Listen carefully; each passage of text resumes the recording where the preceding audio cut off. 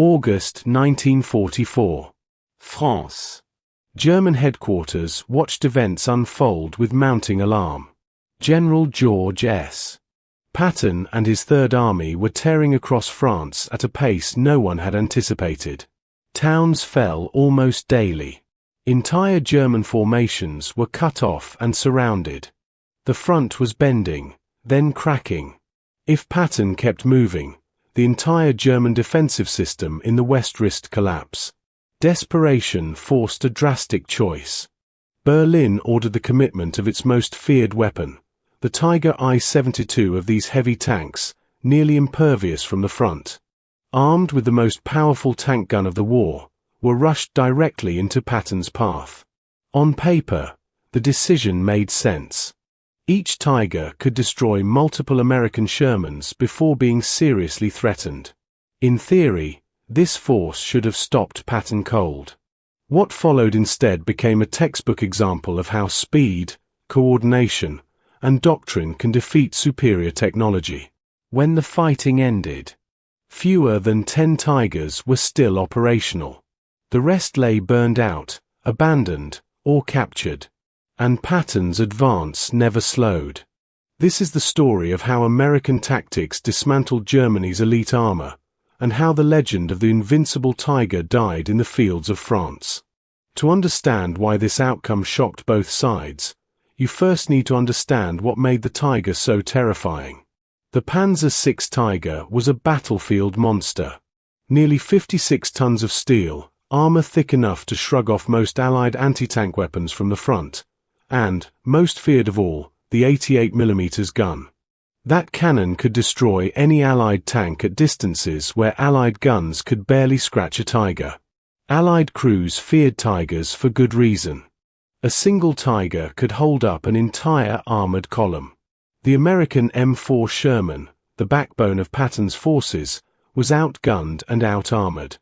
It often took 4 or 5 Shermans to bring down one Tiger, and the Tiger would usually destroy several of them first. In straight tank-on-tank fights, the math favored Germany. German propaganda elevated Tigers to near-mythical status. Allied soldiers whispered about them as unstoppable. But the Tiger had weaknesses, and Patton understood them better than most Allied commanders. First, speed. Tigers were slow. Even on roads, 25 miles per hour was optimistic. Off-road, they crawled. They could not pursue a fast enemy or redeploy quickly. Second, reliability. The Tiger's complex engine and transmission were prone to failure. For every Tiger knocked out in combat, another was often lost to mechanical breakdown. Third, fuel. Tigers were voracious. They consumed fuel at an alarming rate. And by 1944 Germany was critically short of gasoline. Many Tigers ran dry before reaching battle. Finally, and most important, Tigers excelled defensively. From prepared positions, hull down behind terrain, firing at long range, they were devastating. But when forced to maneuver, attack, or respond rapidly, their limitations became fatal. The Germans knew this. But Patton's advance left them no choice. Traditional defenses were failing. They needed something, anything, that could halt the Americans. So they committed nearly a full battalion of Tigers. It should have worked. It didn't. Patton had developed a clear anti-Tiger doctrine built on 5 principles. First, never fight Tigers on their terms. Tigers wanted long-range duels. Patton denied them those fights, using terrain, smoke, and maneuver to attack from the sides and rear. Second, combined arms. Tigers were formidable against tanks alone, but vulnerable to artillery, aircraft, and infantry working together. Patton made sure attacks came from every direction at once. Third, logistics warfare. Tigers depended on fuel, ammunition, and constant maintenance. Patton targeted supply routes, fuel convoys, and depots. A Tiger without fuel was just a bunker. Fourth, constant movement. Tigers were defensive weapons. If American units kept moving, Tigers were forced to reposition, and that's when they broke down. Fifth, accept losses. Patton understood a brutal truth. Avoiding Tigers cost time.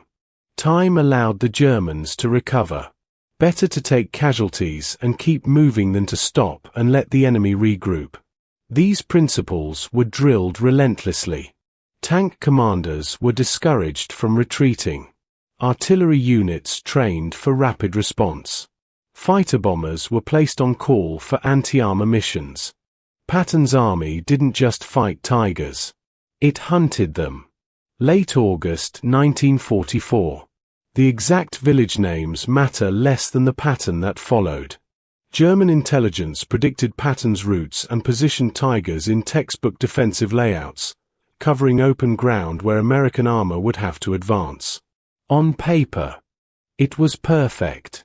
But Patton's reconnaissance spotted the Tigers early.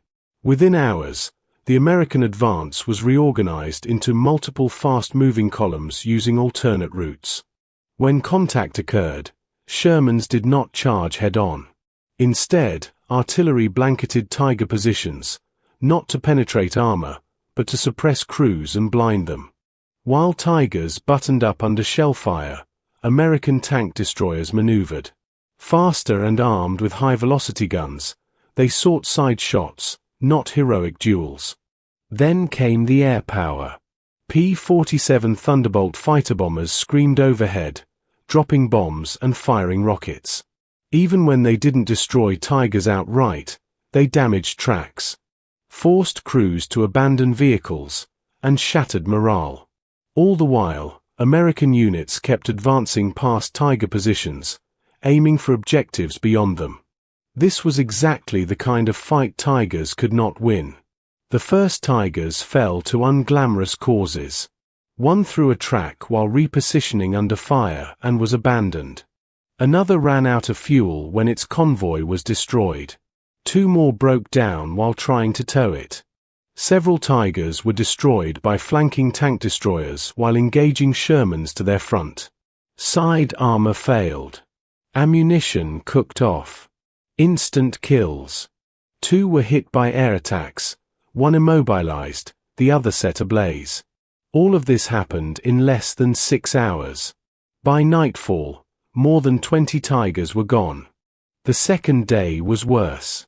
American artillery struck known positions before dawn. Tank destroyers lay in wait. Tigers attempting to move were caught and destroyed. Mechanical failures mounted. Crews were exhausted. Maintenance was impossible. By the third day, German commanders ordered a withdrawal. But retreat only magnified every Tiger weakness. Slow vehicles were caught from behind. Fuel ran out. Breakdowns littered the roads. Crews destroyed their own tanks to prevent capture. American pressure never eased. Of the 72 Tigers committed, fewer than 10 escaped intact. Patton's road forward lay open. So why did Germany's most feared tank fail? Because war is not won by specifications. Tactics beat technology. Combined arms overwhelmed individual superiority.